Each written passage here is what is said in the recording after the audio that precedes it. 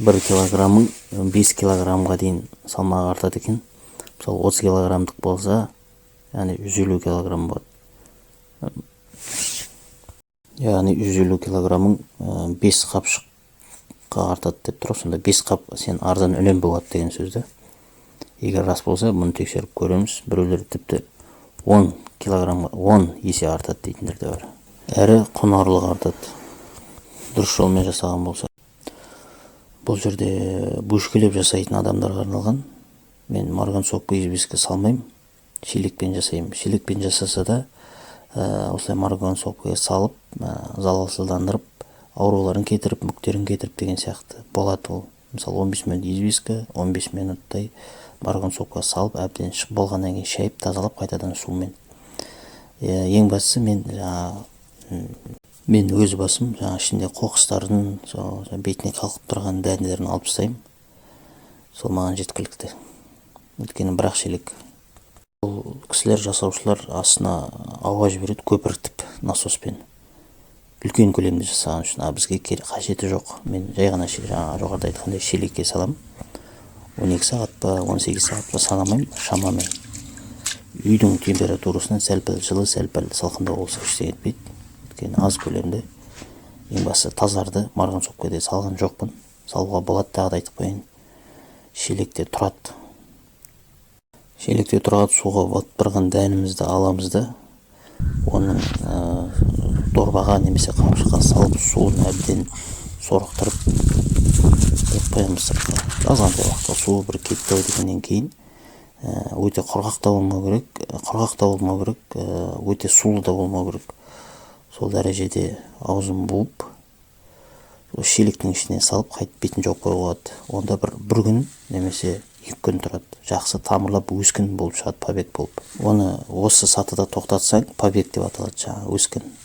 Одан ары қарай жалғастыратын болса, ол гидропоника болып кетеді. Осылай берсе де жем құнарлы болады. Бұл жерде бидай және тамыр ретінде беріледі. Объемы өседі. Тамырланған дәнімізді, побегімізді салу үшін мына подносымызды әбден хлорға жуып, тазартып, бактериядан жақсылап жуып алған жақсы. Жалпы тазартып алған жақсы, қолда бар нәрсемен. Жалпы поддонды қалай жасауға болатын туралы менде бөлек видео шығып бұйыртса, пластмастан болсын, жестянкадан болсын, негізі пластмас жақсы. Қапшықта 2-3 күн тұрғаннан кейін подносқа сала беруге болады. Жалпы бір нәрсені қате немесе шатысып айтқан болуы мүмкін. Жалпы негізі осылай, основасы осылай. Енді қалған түсінбеген жерлеріңіз болса, қайталап шығып, сонда да түсінбей жатсаңыздар, уақыт өткеріңіз. Жалпы основасын түсініп жатсаңыздар, жақсы да. Қалған енді тәжірибе арқылы келеді. Тәжірибе арқылы бір артық бар, кемі бар деген сияқты соған байланысты. Және сол арпа бидайға да байланысты, оның сорты бар, күздігі бар, жұмсағы бар, қатысы бар, жаздығы бар деген сияқты. Сосын жаңа айтқан аталып өткен кейбір нәрселер де маңызды. Бидайымызды, тамырланған бидайымызды подносқа саламыз, жуылған подносқа. 1,5-2 сантиметр биіктікте ғана саламыз, артық салынбайды. Және бұл жерде поддон биік болу керек. Оны поддон жасаған кезде айтамыз толыққанды. Жақсылап бір келкі алып жайып, 16 сағат жарық керек деп қойған. Бұл жерде күніне 2 рет шашу керек дейді. Мен 16 сағат деп есептемеймін. Күндіз жарық жанып тұрады. Кейде сөніп те тұрады. Суды кіргенде шыққанда шашып қоямын. Өйткені мен үлкен көлемде емес, бетін жауып қояды екен болуы үшін. Мен жаппаймын, шылқытпау керек, бірақ күйіп те кетпеу керек. Жалпы жарық керек негізі. Жарығы болсын, су болсын, жылу болсын, қай нәрседе өзінің нормасымен, яғни мөлшермен болған дұрыс болады. Жалпы енді тәжірибеден жайлап үйіңе байланысты, өзіңе байланысты. Қалған күндер мұны бетін ашып қойған, жарық түсіп тұр. Бұл шамның атын ұмытып қалыппын, фиолетовый. Бұның да өтірік китайский түрі бар, яғни шын оригинал, яғни сондай түрде бар. Бірақ қарапайым лампада, қарапайым үйдің жарығы да жеткілікті. Аз мөлшерде. Яғни аз мөлшерде жасап атсақ, 1 шелек, 2 шелек деген сияқты. Үлкен поддонға жасамаймыз біздер. Бұл кісілер ені 30 немесе 35, былай ұзындығы 1 метр 7 сантиметр екен, борты, яғни тереңдігі 4 сантиметр, биіктігі. Еңеспен, уклонмен, яғни орысша айтқанда, яғни сосын тесіктермен.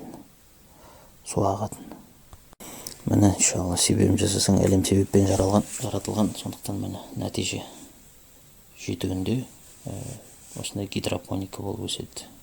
Салмағы артады, мына ішінде бидайы бар, дәні бар, шөбі бар, құнары артады.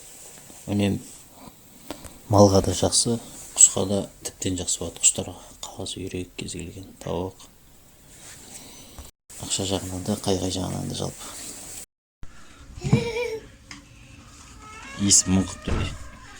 Әлде өседі, әлде қалыңдайды тамыры, шөп әлде биіктейді. Шөп, бидай, тамыр.